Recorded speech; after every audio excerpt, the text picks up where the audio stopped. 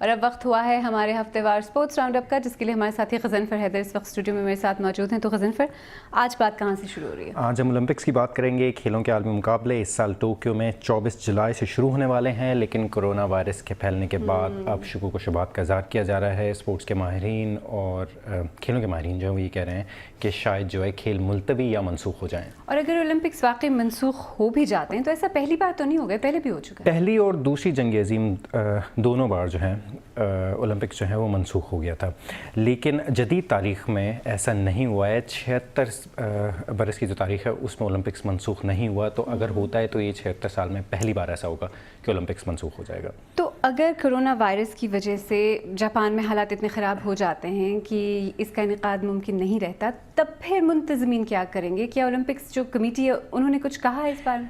IOC international Olympics committee जो उन्होंने अभी तक इस बारे में कोई हतमी फ़ैसला नहीं दिया, कोई बयान नहीं दिया, लेकिन IOC के एक बहुत सीनियर मेंबर ने कहा था कि अगर हालात जो है वो बिगड़ जाते हैं, अगर वायरस बहुत ज़्यादा फैल जाता है तो खेलों के मनसूख होने के इम्कानात ज़्यादा हैं। लेकिन उन्होंने साथ ही ये भी कहा कि ये इम्कान बहुत कम है कि खेलों के लिए किसी मुतबादिल जगह का इंतखाब जो है वो किया जाएगा।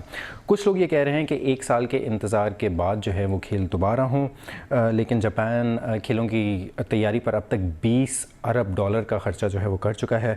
और इसके अलावा अमेरिकी ब्रॉडकास्टर्स जो हैं वो ये कह रहे हैं कि अगर खेल मनसूख या मुलतवी होते हैं तो हम इन्हें अगले साल या कुछ महीनों बाद हम इन्हें अकोमोडेट नहीं कर पाएंगे, हम टीवी पे नहीं चला पाएंगे, इसलिए क्योंकि अमेरिकन स्पोर्ट्स का सीज़न शुरू हो जाता है, बेसबॉल शुरू हो जाता है, बास्केटबॉल शुरू हो जाता है और मेजर लीग सॉकर जो है वो शुरू हो जाती है। आपने कहा कि वो कह रहे हैं कि इस बात का बहुत कम इम्कान है कि किसी मुतबादिल जगह पे ओलंपिक्स का इनेकाद किया जाए, लेकिन सोशल मीडिया पे इस तरह की अफवाहें भी तो चल रही है ना कि शायद लंदन में ओलंपिक्स करवाई जाए। ये लंदन के जो मेयर हैं उनका भी एक इंटरव्यू आया था, सादिक खान, और कंजर्वेटिव पार्टी के जो मेंबर हैं शॉन बेली, उन्होंने कहा था कि हमें उम्मीद है कि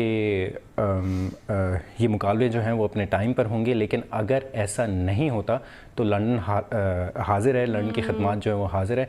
जिसके बाद टोक्यो की जो गवर्नर थी उनको ये बात जो है वो बहुत ज़्यादा बुरी लगी, वो बहुत ज़्यादा खफा हुई। उन्होंने कहा कि ये दोनों हजरात जो हैं ये पॉलिटिकल पॉइंट स्कोरिंग कर रहे हैं और जापान जो है वो मुकम्मल तौर पर तैयार है और ओलंपिक्स जो है टोक्यो में ही होंगे।